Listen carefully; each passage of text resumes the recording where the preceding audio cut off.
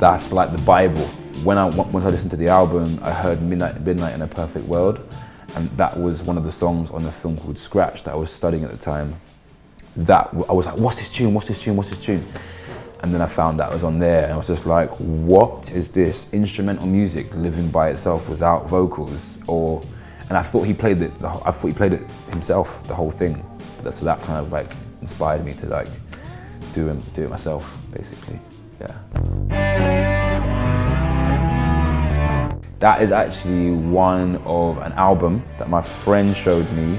I was talking about the film Kids, and I was like, it was a film that I always used to see in Apollo, the VHS rental place, and my mum would never let me rent it, and it was always like a thing of like, let me see it, let me see it.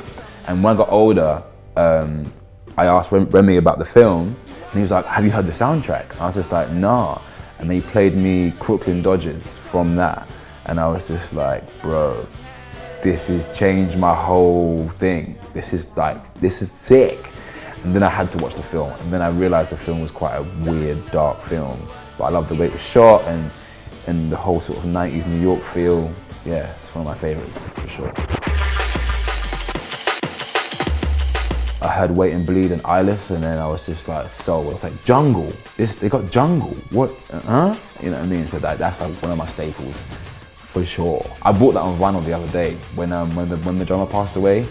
I was like, no, I'm buying it. It cost me like £100. I was just like, I just need it in my life. That's my dad. Yeah, so that was like a remix project that I did to help my dad out with some of his music. The Soothsayers is like basically the sound of my childhood. It's just like what set me off on making my own music, really. Hearing my dad him and my dad and Idris create music in the flat, and it kind of always led me to like having some kind of collaboration with him, and that is a dope remix record that he put out recently. You know what I'm saying? My G, that's some like, she's not from South London, but she went Trinity, that's Nubya. Yeah, man. I mean, I knew from when I met her, I was like, you do know that you're about to just explode the world, innit? She just came into the studio one time, just played like one take on Save Us From Ourselves, Sous-titres, and we just became friends ever since, basically. And yeah, she's smashing it.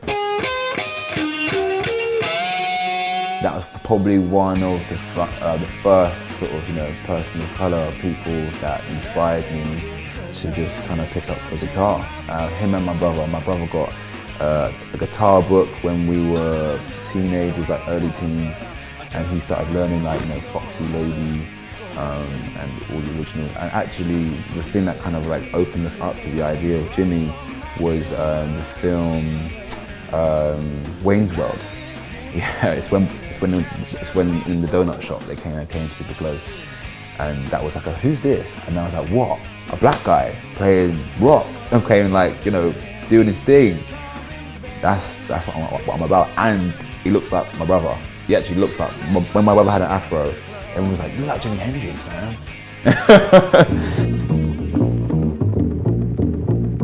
That was like my entry into knowing who Jay Dilla was, because I found out a lot later on, like, why I liked a lot of the beats and what was coming out through Tribe Called Quest was it was Q-Tip and Jay Dilla doing like lots of cross-referencing between their music making.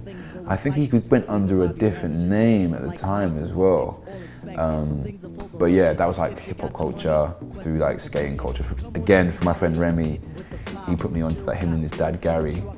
Me madly onto like Low End Theory, bro. That was like a pinnacle moment.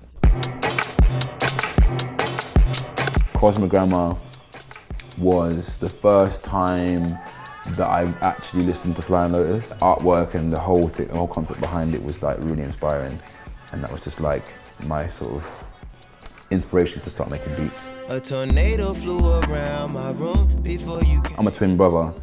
And me and my twin, we kind of grew up together making music. We're both sort of into indie rock at the similar time, and I kind of went on the hip hop realm, and he kind of stayed on the indie rock thing. And I was doing DJing, and he was doing live music. And then at some point, I was with my friend Denisha, like my best mate who made all the South videos and stuff. We was in my room listening to Channel Orange. My brother knocked the door. He's like, "Are you listening to Frank Ocean, Channel Orange?" I was like, "Yeah." And I was like, "How did you know about this?" He's like, "I love this album." And then that was like the point in which we kind of re-linked up, and that was the album that kind of solidified us both in terms of being able to cross our worlds of like hip hop and soul and that sort of thing, and sort of guitar music. And that was the album that we kind of shared this sort of love for each other's world, and that's when we kind of realigned ourselves. But that album is crazy.